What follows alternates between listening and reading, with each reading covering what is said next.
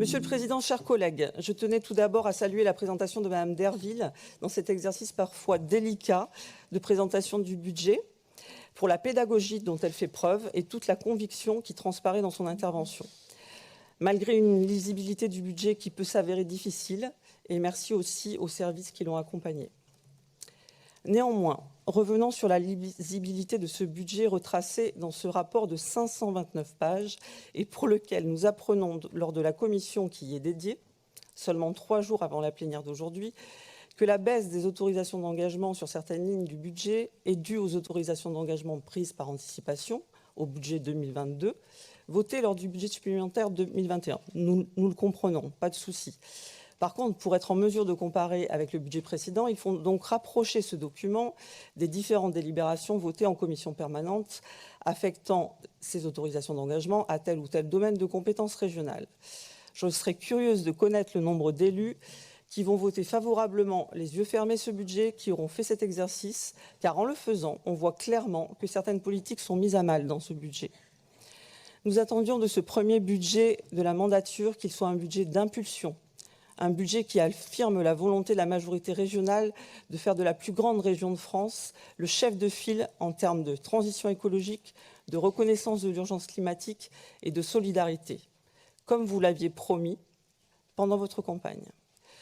Nous nous attendions, nous attendions à ce qu'il soit en cohérence avec les ambitions affichées régulièrement par ce formidable outil que pourrait être Néo-Terra pour la transition environnementale et climatique. À la lecture du préambule de la présentation de ce budget, nombre de collectivités pourraient l'envier.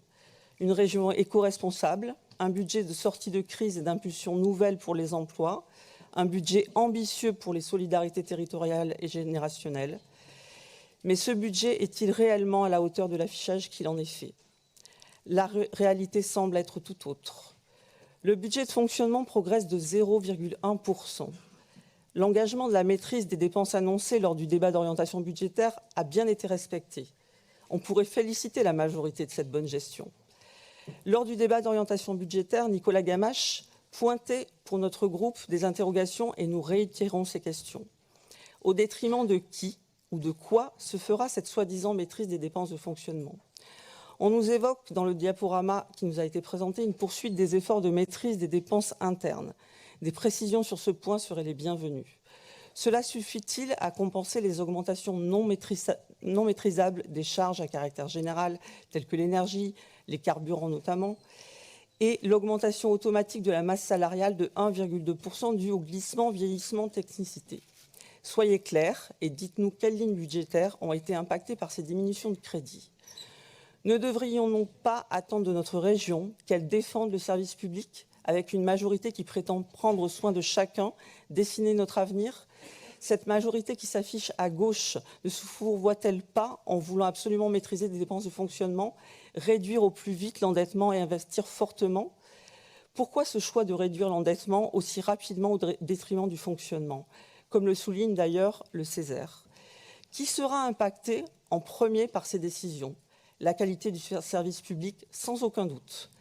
Sans ignorer qu'en prenant ce cap, vous décidez en même temps de brider votre politique en termes de ressources humaines. Quand on observe l'énergie et la volonté que vous déployez pour déterrer des financements pour un projet de LGV démesuré, les alliances politiques improbables avec la droite auxquelles vous aboutissez pour un projet qui divise une grande partie des néo-aquitains, totalement inadapté à l'urgence climatique, cela interroge. Concernant ce projet de LGV, nous espérons sincèrement que les élus de votre majorité qui vous soutiennent dans ce projet ont bien conscience des enjeux et des conséquences de leur soutien, qui est maintenant gravé dans le marbre et qui entachera sans aucun doute nos territoires et l'avenir des générations futures. J'espère qu'ils trouveront le courage de l'assumer quand on leur demandera pourquoi ils ont préféré défendre un tel projet alors que tant de combats plus urgents pour l'avenir étaient à mener.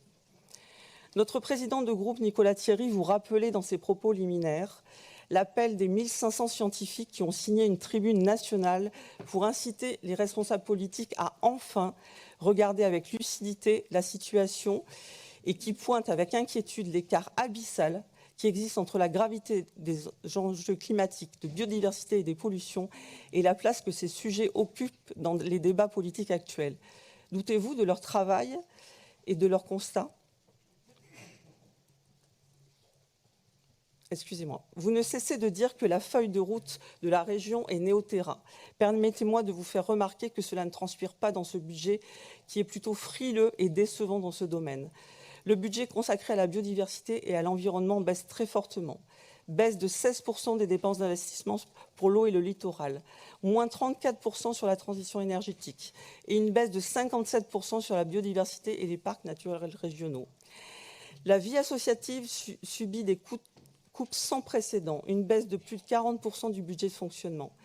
Les aides aux emplois associatifs ont été supprimées et seulement la moitié de ces associations pourront retrouver des aides sectorielles. C'est une catastrophe pour la cohésion de nos territoires. Je ferai un focus sur ce sujet qui n'est qu'un exemple parmi tant d'autres des choix que vous avez faits pour ce budget.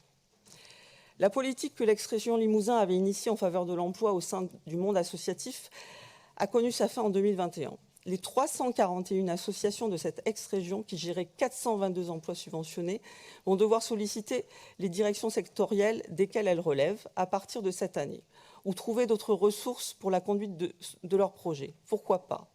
Mais seules 188 associations, soit 55%, seraient susceptibles d'être basculées vers les règlements sectoriels sous réserve que leur projet soit éligible dans ce cadre et que le total des aides sollicitées auprès de la région ne dépasse pas le taux de 30% prévu par ces mêmes règlements. Les 135 associations restantes devront trouver d'autres financements bien aléatoires et risquent de devoir licencier les 155 personnes précédemment employées.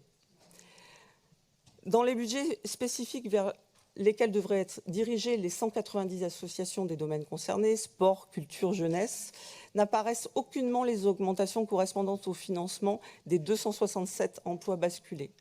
Pensez-vous que ce choix est un signe fort de votre politique en faveur du social et de l'emploi? Le Césaire vous alerte également sur ces deux points, que ce soit votre choix fait sur les emplois associatifs et la feuille de route néo-terrain. Je me permets de reprendre leurs propos très justes. Quelle traduction financière de néo-terrain dans le budget primitif de la région?